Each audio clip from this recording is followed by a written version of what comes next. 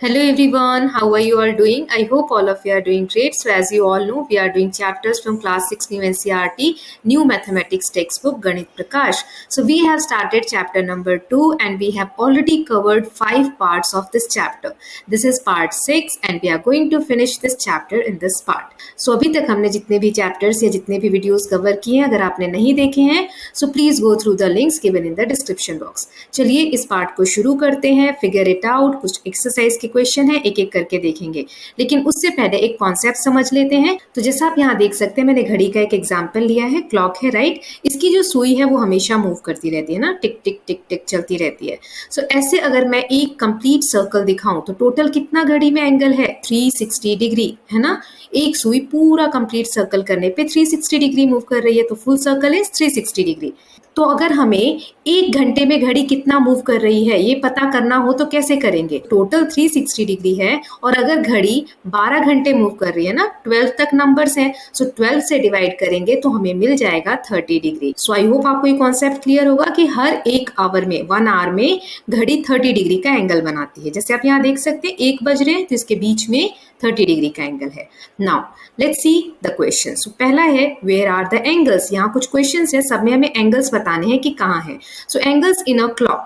The hands of a clock make different angle at different times. At 1 o'clock the angle between the hand is 30 degree. Why? अभी मैंने आपको बताया कि 30 degree का angle क्यों बनता है. तो जैसे यहाँ क्वेश्चन है कि 1 बज रहे हैं, इसमें 30 डिग्री का एंगल है, तो आपको बताना है कि क्यों है. सो मैंने रीजन दे दिया है. आंसर क्या होगा? The hour hands rotates through 360 degree in 12 hour. एक बार अगर 12 घंटे का चक्कर पूरी घड़ी में कंप्लीट होता है तो 360 डिग्री एंगल बनता है. Then so it rotates through 360 degree divided by 12, that is 30 degree in 1 hour. एक घंटे का निकालना है तो 360 को हम 12 से डिवाइड कर देंगे. Now next is what will be the angle at 2 o'clock. अब 2 बज रहे हैं तब क्या एंगल होगा? इसमें देखिए यहाँ.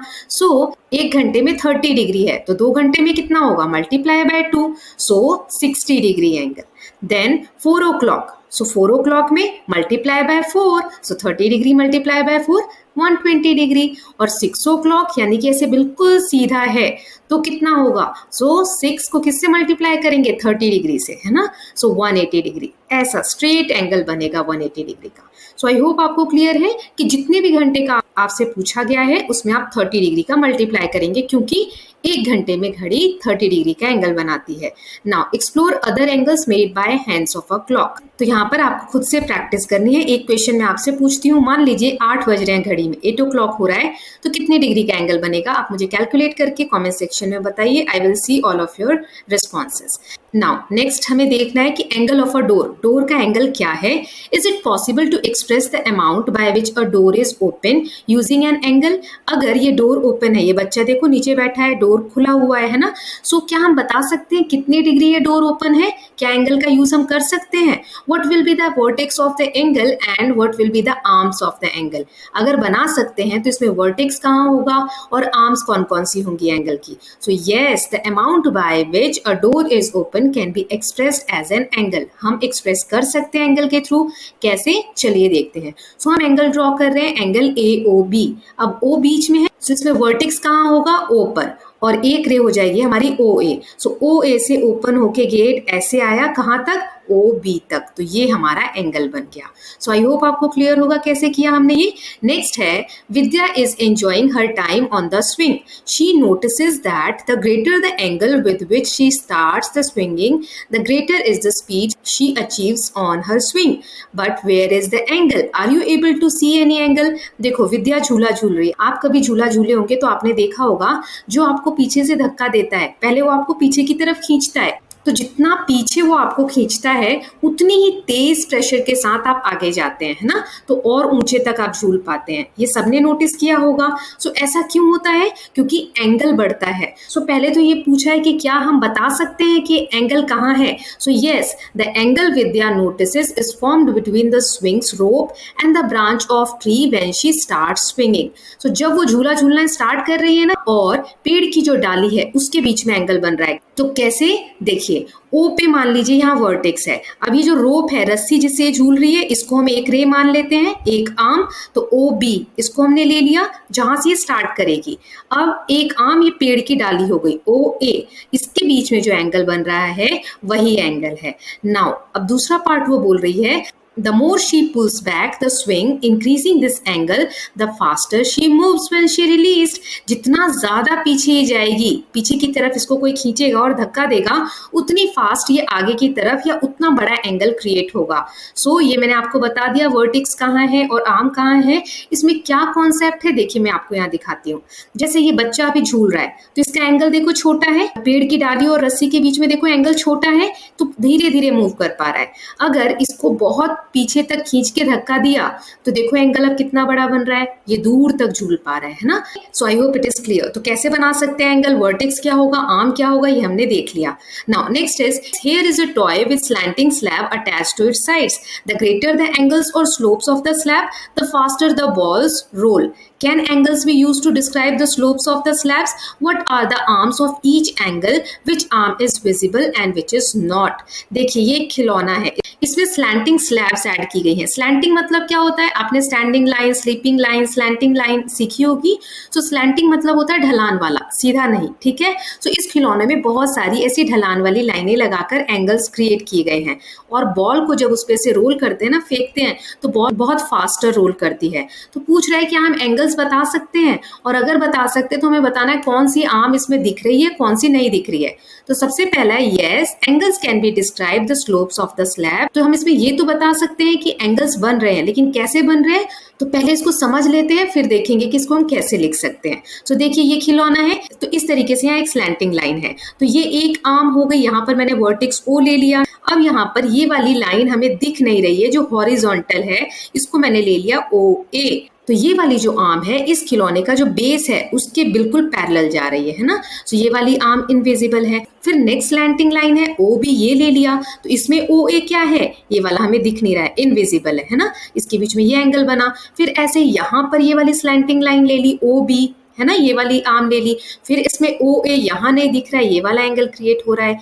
ऐसे ही फिर से ओ बी ले लिया, तो यहाँ पर ये वाला लाइन हमें नहीं दिख रहा है। कौन सा, इनविजिबल। इनविजिबल मतलब नहीं दिखना और विजिबल मतलब दिखना। सो स्लैंटिंग वाली सारी आर्म्स हमें दिख रही हैं, और जो हॉरिजॉन्टल है बेस के वो आर्म्स हमें नहीं दिख रही है, हमने खुद से इमेजिन करके ड्रॉ किया है यहाँ पर। सो इसमें आंसर क्या हो जाएगा, arms of the angle, one arm is slanting slab. Slanting slab हमें विजिबल है, स्लैंटिंग मतलब ढलान वाली side, and the other arm is an imaginary. दूसरी जो आर्म है हम खुद बना रहे इमेजिन करके, जो कि हॉरिजॉन्टल लाइन है। हॉरिजॉन्टल मतलब क्या होता है, ऐसे लेटी हुई लाइन है, सीधी सीधी, ऐसे खड़ी नहीं है। सो हॉरिजॉन्टल लाइन है जो पैरेलल है ग्राउंड के, ग्राउंड जो कि हमें दिख नहीं रहा है, इस खिलौने का बेस हम ले सकते हैं। द एंगल इज एओबी, सभी में मैंने एंगल एओबी लिया है। इसके वर्टेक्स कहाँ है, ओ पे है, और एओ और ओ बी आर्म है सभी एंगल के, एओबी के, ठीक है। सो आप इस क्वेश्चन को उस इमेज के साथ ऐसे ही सॉल्व कर सकते हैं। Okay, now the next question is observe the images below where there is an insect and its rotated version. Can angles be used to describe the amount of rotation? How? What will be the arms of angle and the vertex? Hint है, observe the horizontal line touching the insect. यहाँ पर insect दी है और इनकी movement दी है कि ये कैसे मूव हो गए हैं। हमें बताना है कि किस तरीके से कितने एंगल पे ये मूव हुए हैं। तो सबसे पहले तो हमें बताना है क्या हम एंगल के थ्रू बता सकते हैं। तो yes, angles can describe the amount of rotation of the insect. कैसे बता सकते हैं, तो पहले हम स्नेल का समझते हैं। स्नेल की पोजीशन ऐसी थी, अभी हॉरिजॉन्टल पोजीशन में आ गया है ना। सो हम कह सकते हैं ये कितने डिग्री का एंगल बन रहा है, एकदम राइट एंगल है ना, 90 डिग्री का। So the angle is angle AOB, vertex is at O, vertex कहाँ पर, ओ पे है, और इसके दो आर्म्स है एओ एंड ओबी, और कौन सा एंगल बनाया, 90 डिग्री का मूवमेंट इसमें हो रहा है। तो ऐसे आप लिख सकते हैं। सेम ऐसे ये बग है, तो इसमें देखिए ऐसे हॉरिजॉन्टल है, ये मूव होकर ऐसे सीधा हो गया, तो again it is creating right angle. So angle is AOB, vertex is at O, A O और ओ बी इसके दो आर्म्स हैं और आप लिख सकते हैं चेंज कितना आ रहा है. So you can write it like this. So the amount of rotation is 90 degree. Okay, I hope it is clear. So इसके साथ हमने ये एक्सरसाइज कंप्लीट कर ली. सो नेक्स्ट टॉपिक अब देखते हैं एक्सरसाइज 2.10 ड्राइंग एंगल्स. अब ड्राइंग एंगल्स आप कैसे ड्रॉ करेंगे? मैं तो अभी तक स्टार्टिंग से आपको रेज के थ्रू, लाइंस के थ्रू एंगल्स बना बना के दिखा रही हूँ. क्या प्रोसेस होता है तो वो अब हम सीखेंगे. तो चलिए रीड करते हैं. विद्या wants to draw a 30-degree angle and name it TIN using a protractor. In TIN, I will be the vertex, IT and IN will be the arms of the angle. Keeping one arm, say IN, as the reference base and other arm IT should take a turn of 30 degree. देखो बहुत simple है, लेकिन आगे steps पढ़ने से पहले इसको समझ लेते हैं बेसिक चीजें. अब ये चैप्टर खत्म होने वाला है. ये जो कॉन्सेप्ट मैं अभी बताने वाली हूँ ये समझ लो कि अभी तक जितना हमने पढ़ा है उसका समरी है, वो पढ़ लेते हैं, अच्छे से रिवाइज हो जाएगा. फिर आगे स्टेप्स देखेंगे कि एंगल ड्रॉ कैसे करते हैं. सो विद्या एक एंगल बनाना चाहती है, उसका नाम क्या है? TIN. ये आप देख पा रहे हैं. अब बीच में मैंने आई को दूसरा कलर दे दिया. क्यों दिया? क्योंकि बीच में जो होता है उसको हम लिख सकते हैं एंगल आई, और इस तरीके से एंगल का साइन देके एंगल आई लिख सकते हैं. एक और चीज, ये आई क्या है? वर्टेक्स है, इसीलिए सेंटर में है. सेंटर में जो होता है वही एंगल होता है और वही क्या होता है? वर्टेक्स होता है. आई होप आपको यहाँ तक क्लियर है कि आई हमारा वर्टेक्स भी है, इसको हम एंगल आई भी सिर्फ बोल सकते हैं. अब इस एंगल में आर्म्स कौन कौन से होंगे? सो अभी तक मैं डायरेक्ट लिखते आई हूँ, समझिए कैसे लिखते हैं आर्म्स को. बीच में क्या है? आई. सो एक बार इधर की तरफ आई टी, ठीक है, तो आई टी एक आर्म हो जाएगी. एक बार इधर की तरफ I N, so I N एक आर्म हो जाएगी. अब इनके ऊपर मैं एरोज बना रही हूँ. क्यों? आपने पढ़ा था फर्स्ट पार्ट में, मैंने बताया था ये जो एंगल्स बनती हैं दो रेज से बनती हैं. और रेज क्या होती हैं? रेस का एक स्टार्टिंग पॉइंट होता है और एक तरफ एरो होता है जो एंडलेस बढ़ सकता है ना. सो यहाँ पर आई वर्टेक्स है, तो वर्टेक्स इन दोनों रेस का स्टार्टिंग पॉइंट है. कैसे? आई टी रे और आई एन रे, है ना. तो ये दोनों रेस का स्टार्टिंग पॉइंट है आई. आई ही वर्टेक्स है और आई से ही दोनों आर्म्स स्टार्ट हुई हैं. आई होप यहाँ तक आपको क्लियर है कि रेस से एंगल्स बनते हैं. अब यही बीच का जो एंगल होता है जिसको हम ऐसे सर्कल से भी डिनोट करते हैं, ये विद्या को फाइंड आउट करना है, या कह सकते हैं 30 डिग्री का उसको ड्रॉ करना है. अब इसमें एक और चीज बोली है, जो नीचे वाली लाइन है ना, ये आई एन, इसको हम बेस भी बोलते हैं, या यहाँ कोई से भी आर्म होती. अगर मैं आई टी यहाँ लेती तो आई टी हमारी बेस हो जाती. बेस क्या? जिसके बेस पे, जिसके ऊपर एंगल क्रिएट हो रहा है. तो ये नीचे की लाइन है तो इसलिए हम इसको बेस बोलते हैं. आई होप आपको क्लियर है कि किस आर्म को हम बेस बोलते हैं, जो हॉरिजॉन्टल है, नीचे की तरफ है. सो आई होप आपको ये सारे टॉपिक्स क्लियर हैं. अब हम देखते हैं कैसे एंगल ड्रॉ करते हैं. तो पहला स्टेप है, we begin with the base and draw I N ray. I N रे इस तरीके से ड्रॉ करेंगे, ये बेस बन जाएगा. फिर we will place the centre point of the protector on I and align I N to the zero line.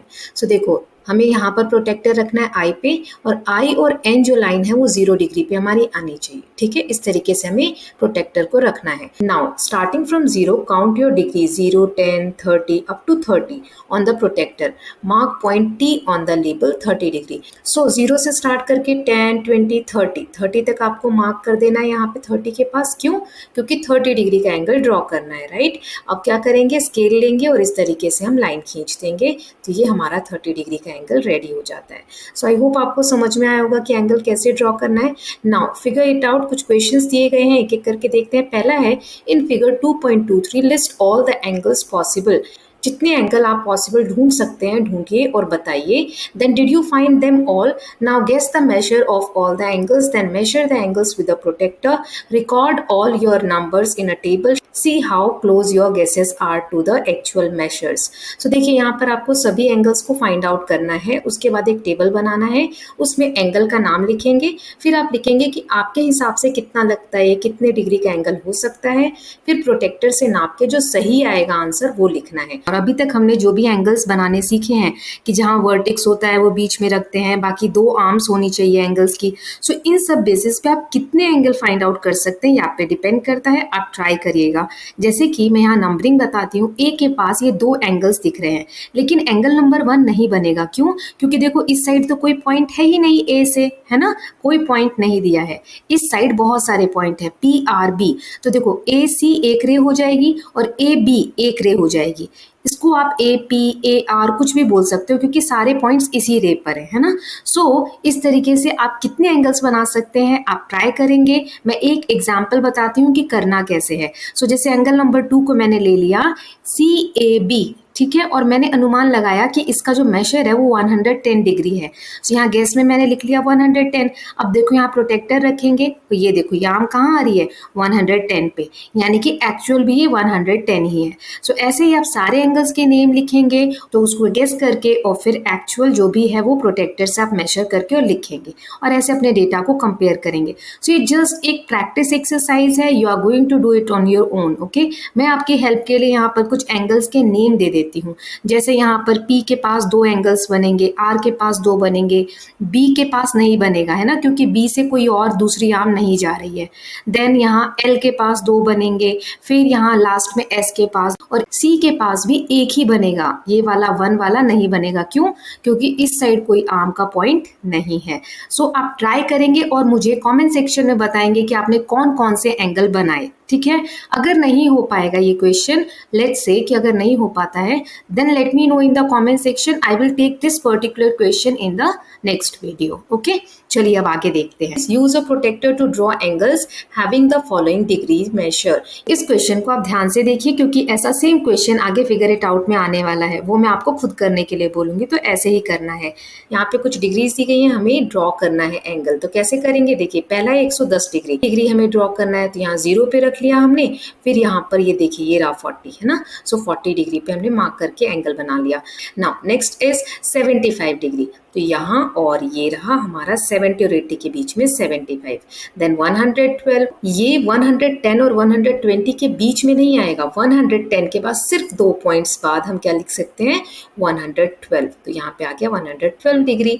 Then 134, सो ऐसे ही 130 और उसके बाद 4 जो छोटी छोटी लाइन्स हैं उनको काउंट करके और हम ऐसे मार्क करके 134 डिग्री का एंगल बना लेंगे। Now next question is draw an angle whose degree measures is the same as the angle given below. ये जो एंगल दिया है इसको पहले नाप लेते हैं कितनी डिग्री का है। सो H और I रे को हमने यहाँ 0 डिग्री पे रखा। अब यहाँ देखिए 110 और 120 के बीच में आ रहा है, यानी 115 आ रहा है ना। So also write down the steps you follow to draw the angle. अब ये एंगल 115 डिग्री का है, हमें सेम इसी मेजर का एक एंगल ड्रॉ करना है और स्टेप्स भी बताना है कि हमने कैसे ड्रॉ किया। सो देखिए स्टेप्स क्या होंगे। सो पहला है measure IHG using a protractor. हमें जो एंगल दिया था उसको नापना था, हमने नाप लिया है, 115 डिग्री आया है। फिर ड्रॉ अ रे KL, एक K और L या कोई भी नाम आप दे सकते हैं, यहाँ मैंने KL लिया है। एक रे ड्रॉ करेंगे इस तरीके से, फिर प्रोटेक्टर को K के पॉइंट पे रखेंगे, जितने डिग्री का एंगल वो पिछला है यानी 115 डिग्री का आया, तो यहाँ पर हम 110 और 120 के बीच में पॉइंट आ जाएगा। यहाँ से हम एक रे दूसरी खींचेंगे, कौन सी, KM, और इससे हमारा ये एंगल बन जाएगा LKM। सो ये जो एंगल है वो IHJ के इक्वल है जो हमारा क्वेश्चन में दिया हुआ था। तो इसके साथ हमने एक्सरसाइज कर ली। नाउ 2.11 है types of angles and their measure. So ये हम पहले भी कर चुके हैं। We have read about different types of angles in this chapter. We have seen that straight angle is 180 degree, right angle is 90 degree. लेकिन इसके अलावा एक्यूट और ऑब्ट्यूज एंगल के बारे में मैंने पिछले पार्ट्स में कराया है। Please go through the links given in the description box, उसमें बहुत अच्छे से कराया है ना। सो एक्यूट एंगल क्या होते हैं, जो राइट एंगल से छोटे होते हैं, लेस देन 90 डिग्री, है ना, लेकिन बड़े होते हैं 0 डिग्री से, तो उन्हें हम कहते हैं acute angle. 40 degree, 50 degree, 75 degree, ये सभी क्या है, एग्जाम्पल्स हैं acute angle. Now obtuse angle, angles जो 90 डिग्री से बड़े हैं लेकिन 180 डिग्री से छोटे हैं, है ना, उन्हें हम ऑब्ट्यूज एंगल कहते हैं।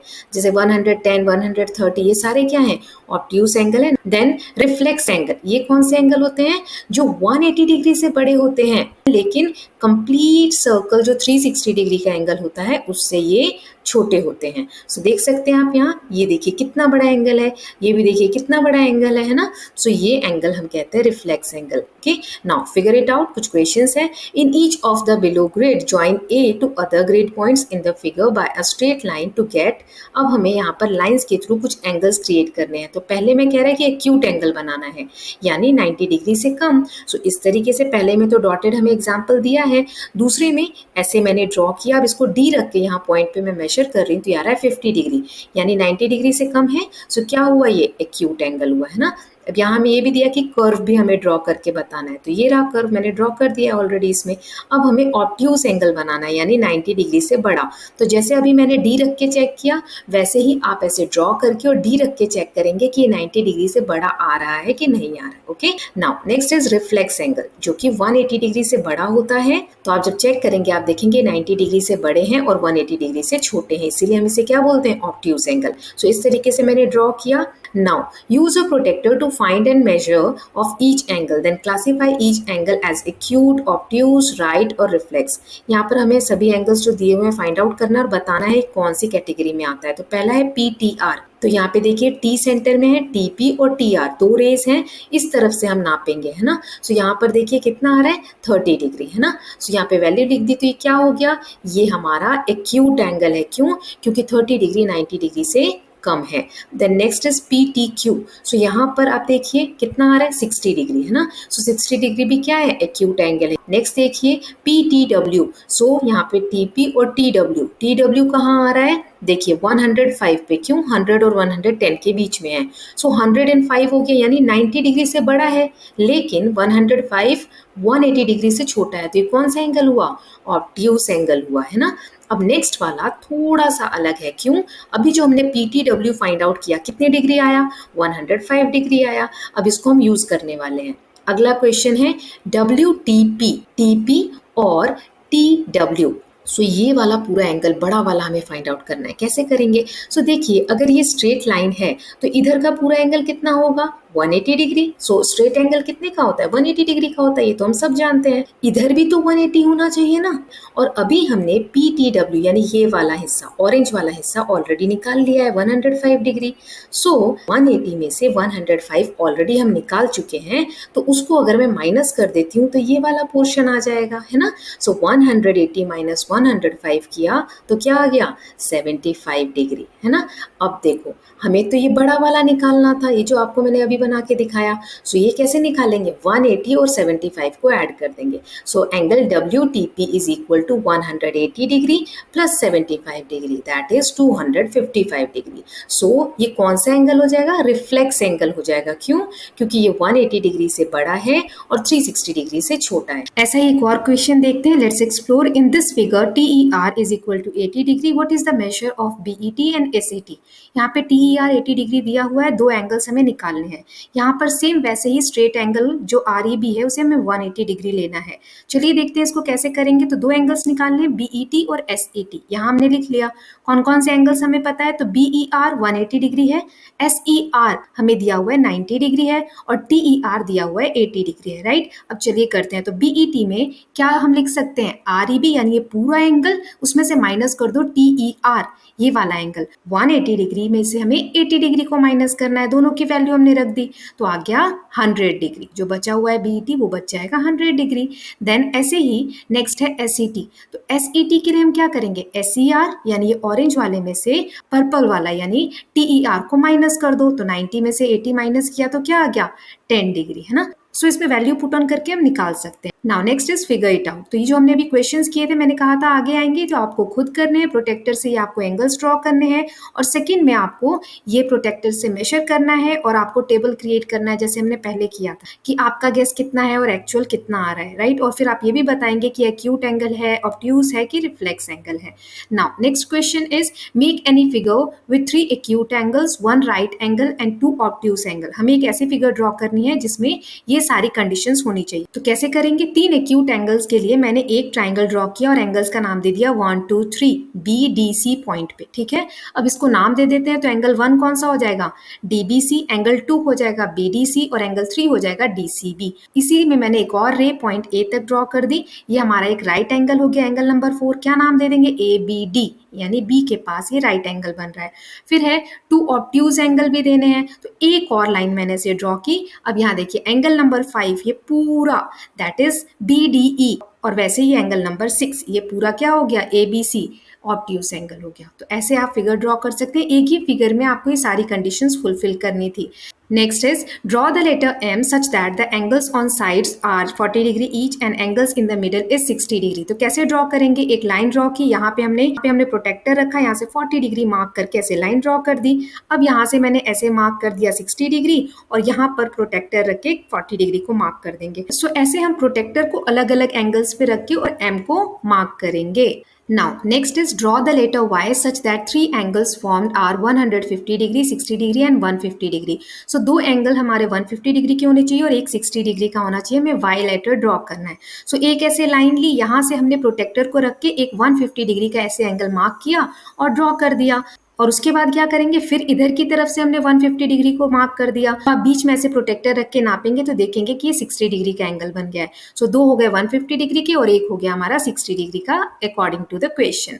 नेक्स्ट है the Ashoka Chakra has 24 spokes. What is the degree measure of the angle between two spokes next to each other. What is the largest acute angle formed between two spokes. देखिए ये एक circle है, पूरे complete circle का 360 degree angle होता है। तो देखिए अशोक चक्र is a circle and a circle has 360 degree. Then Ashok Chakra has 24 spokes. So the angle between any two adjacent spoke is, इसमें पूछा है दो पास की जो spokes है उनके बीच का एंगल कितना होगा, मतलब दो तीलियों के बीच का एंगल क्या है। सो टोटल 24 spokes है तो 360 डिवाइडेड बाय 24 आ गया 15 डिग्री। जैसे हमने क्लॉक में किया था, टोटल 360 डिग्री को 12 से डिवाइड किया था क्योंकि 12 घंटे होते हैं ना, तो हमें एक घंटे का 30 डिग्री मिला था। यहाँ 24 स्पोक्स है तो हम 24 से डिवाइड करेंगे 360 को, तो आ गया 15 डिग्री।